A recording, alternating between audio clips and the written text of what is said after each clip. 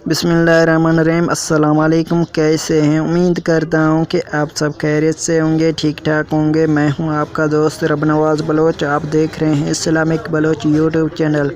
इंशाल्लाह आज मैं आपको परेशानी दूर करने के लिए दुआ दिखाऊंगा। उससे पहले आपने अभी तक मेरा चैनल सब्सक्राइब नहीं किया तो यार सब्सक्राइब कर लें। सब्सक्राइब के कोई पैसे नहीं लगते और साथ में आएगा बेल आइकन, उसे तो लाजमी प्रेस करें ताकि मैं जो भी वीडियो अपलोड करूंगा उसका अपडेट आपको मिलेगा रोज़ाना।